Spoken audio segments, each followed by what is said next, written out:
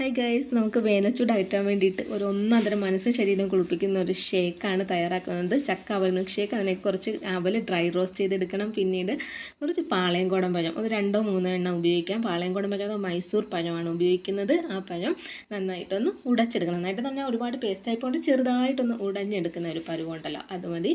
എന്നിട്ട് നമുക്കതിലേക്ക് ആവശ്യത്തിന് മധുരം, നമുക്ക് എത്ര മധുരം വേണോ അത്രയും മധുരം ചേർക്കാൻ വേണ്ടിയിട്ട് ചക്ക, പഴുത്ത ചക്ക, വരിക്കച്ചക്കയോ കൂഴച്ചക്കയോ ആവാം, അതിൻ്റെ പേസ്റ്റും കുറച്ച് ചേർത്ത് കൊടുത്ത് നന്നായിട്ട് രണ്ടും കൂടി യോജിപ്പിച്ചെടുക്കുക.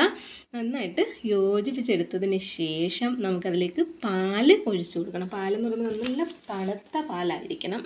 നല്ലതായിട്ട് കൂൾ ചെയ്ത പാലങ്ങോട്ട് മിക്സ് ചെയ്ത് കൊടുക്കുക. അതിന് ശേഷം നമുക്ക് കുറച്ചൊരു വാനില എസൻസ് കൂടി ചേർത്ത് കൊടുക്കണം. ഒരു 1/2 ടീസ്പൂൺ മതിയാവും. എന്നിട്ട് അതിലേക്ക് നമ്മൾ ഈ റോസ്റ്റ് ചെയ്ത് വെച്ചിരിക്കുന്ന അവലും കപ്പലണ്ടിയും കൂടെ ജസ്റ്റ് ഒന്ന് ഇളക്കുക. അപ്പം തന്നെ സെർവ് ചെയ്യുക. അവലിട്ടതിന് ശേഷം ഒരുപാട് നേരം ഇളക്കരുത്. പിന്നെ ചെറിയ അലങ്കോലപ്പണികളൊക്കെ ചെയ്തിട്ട് നമുക്ക് അപ്പം തന്നെ സെർവ് ചെയ്യാൻ നല്ല രുചികരവും പോഷകസമൃദ്ധവുമായ ഷേക്ക് ഇവിടെ റെഡി.